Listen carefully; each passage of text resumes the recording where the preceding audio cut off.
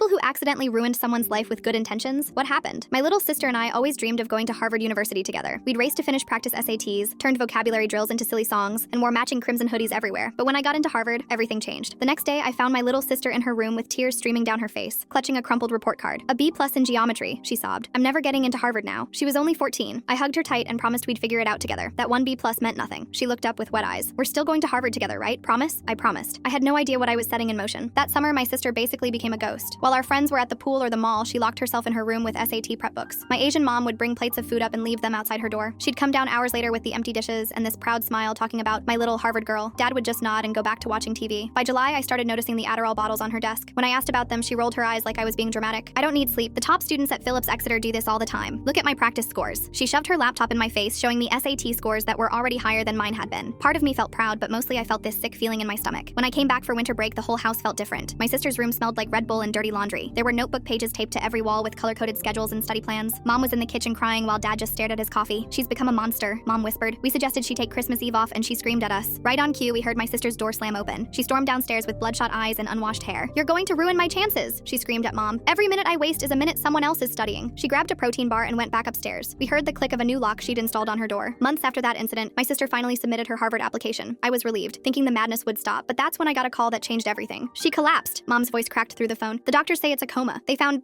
so many pills in her system. I drove home in a blur. At the hospital, my poor little sister looked like a stranger, skeletal, with machines beeping around her. Dad sat in the corner, aged 10 years. Mom held my sister's hand. She kept saying she had to match your scores, Mom sobbed. We tried to get her help, but she wouldn't stop. The doctors explained she'd been abusing Adderall and other stimulants for months. My sister finally woke up from the coma 3 weeks later. She survived, but the damage was done. Her hands trembled constantly now. She couldn't hold a pencil steady enough to write more than a few shaky words. Simple tasks like buttoning her shirt took multiple attempts. The girl who once memorized entire textbooks couldn't focus on a single paragraph anymore. Her attention would drift mid-sentence, eyes going vacant before snapping back with confusion. The anxiety attacks were the worst. They'd hit without warning, hyperventilating, clutching her chest, convinced she was failing some test that didn't exist. Mom had to hold her through each one, whispering that it was okay, that there were no more exams. The cruelest part was when her Harvard acceptance letter arrived at the psychiatric facility. The staff debated whether to show her. When they finally did, she smiled for the first time in months and asked when classes started. She didn't understand why everyone looked so sad. In her shaky handwriting, she wrote me a letter saying, "Getting better every day. Can't wait for us to be at Harvard together. Sisters forever, right?" I transferred out of Harvard after sophomore year. I couldn't walk through campus without thinking about what my promise had created.